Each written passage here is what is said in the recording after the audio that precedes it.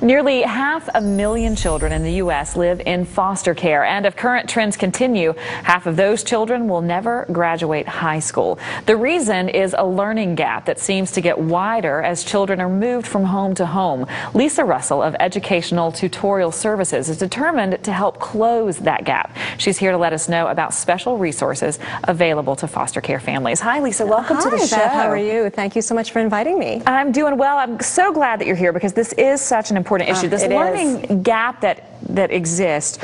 Why is there such a large gap for children who are in foster care? Well, for the 500,000 that are in foster care nationwide, it is a huge problem. And the reason being is these children transfer schools so many times during the course of their life, normally 8 to 12 times. 8 to 12? Yes. And because of this, there is not timely enrollment in the schools. There's not a timely transfer of records or credits.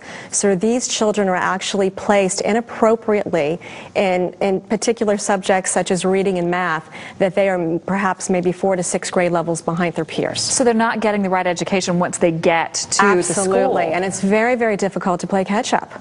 I'm sure. And so that is where my agency comes into existence. We try to bridge that gap by becoming the liaison between the actual social service agency and the school district. So we can go in and actually, make sure these records are transferred in a very timely fashion and make sure the children are actually enrolled in a timely fashion as well. Let's talk about this in detail. What kind of resources are available beyond what they're getting in the schools to help them to get where they need to be? Absolutely. Well, most parents do not realize that a lot of their case managers will assist them to find tutoring assistance for free. Oh, really? A lot of times the foster parents do not have to pay for tutoring.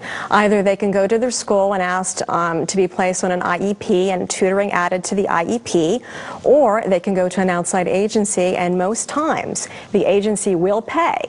If the agency will not pay, it is a parent's educational right to go to court and ask to have tutoring services for their child. Really? Yes. Now, your organization provides the tutoring services. What kind of advances and what kind of progress have you seen from the students that you work with? Well, it's incredible. First of all, most of these children are in special needs classes.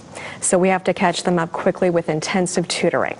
Wow. And that is usually 2 to 4 hours per week, sometimes as much as 8 to 10 hours per week. 8 to 10 hours a week? Yes, because once they reach 4th grade, it's very difficult to establish building blocks for reading and math for further enrichment. So we come in and do the academic remediation.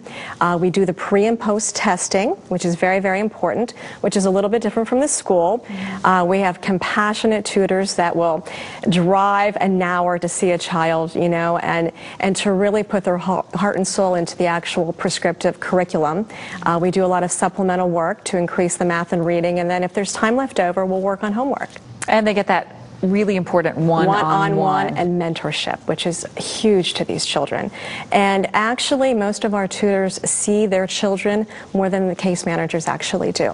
Wow. And so they become a huge stability force within, the family's lives, Sure. and to help increase the stability as a unit for the family. And they create a great bond. Absolutely. Can the tutors maintain a working relationship with the students even if they change foster families? We follow the child wherever they may go, even nationwide. And we can normally have the child set up within a week. Wow, that's really fantastic. Now, if a parent or a foster family is watching this morning and they want to figure out how to arrange free tutorial services, how can they go about doing it step by step? They should first contact their case manager. And then at that particular point, the case manager will review all transcripts, and if it's necessary, they will take it to court and they'll bring it up to the judge at the next court session. But most of the times, the case manager will then speak to an educational coordinator if one is available at the foster care agency. If not, they fill out a referral form. They simply fax it back to our office, and within a few days, up to 1 week, we can have an entire group home of children set up for tutoring or one-on-one tutoring, and all of our tutors go to the children's home. So the parent does not have to transport their children. So the tutor comes to them. This is an amazing service you're providing. And most foster parents are so busy with extracurricular activities, and they may have 5 to 7 children in the household, and we understand understand how transportation is very, very difficult.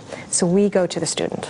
It's incredible. Thank you so much for joining us. Welcome. And what an amazing thing you're doing with your company. Thank you so much. We appreciate you being here. Now, to learn more about resources for students in foster care, you can log on to educationaltutorialservices.com.